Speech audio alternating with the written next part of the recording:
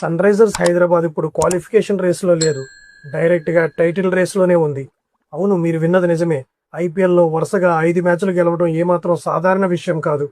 కానీ కొండంత టార్గెట్ ఇచ్చినా సరే దాన్ని ఊదిపారేయటం ఆరెంజ్ ఆర్మీకి ఇప్పుడు ఒక అలవాటుగా మారిపోయింది.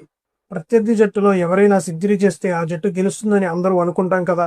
కానీ ఎస్ఆర్హెచ్ ముందు ఆ లెక్కలు పలికిరావు. వరుసగా 2 మ్యాచ్లలో ప్రత్యర్థి జట్టు సెంచరీలు కొట్టారు, కానీ గెలిచింది మాత్రం మన హైదరాబాద్ టీమే. ముంబై ఏకంగా 243 పరుగులు చేసింది. అయినా సరే మరో 8 బంతులు మిగిలి ఉండగానే హైదరాబాద్ ఆ స్కోర్ని చాలా ఈజీగా కొట్టేసింది. ఎదుటి వాళ్ళు 100 కొట్టారా 200 కొట్టారా అనేది వీరికి అనవసరం. వీళ్ళ టార్గెట్ అంతా ఒకటే: హిట్ హిట్ హిట్. అసలు వీళ్ళ సక్సెస్ సీక్రెట్ ఏంటో తెలుసా?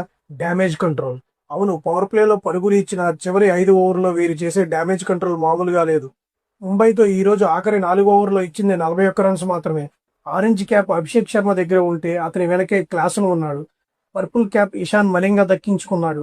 ఈ వీడియో నచ్చితే లైక్ చేయండి, మీ ఫ్రెండ్స్తో షేర్ చేయండి. ఇలాంటి క్రేజీ అప్డేట్స్ కోసం మన ఛానల్ని సబ్స్క్రైబ్ చేసుకోండి.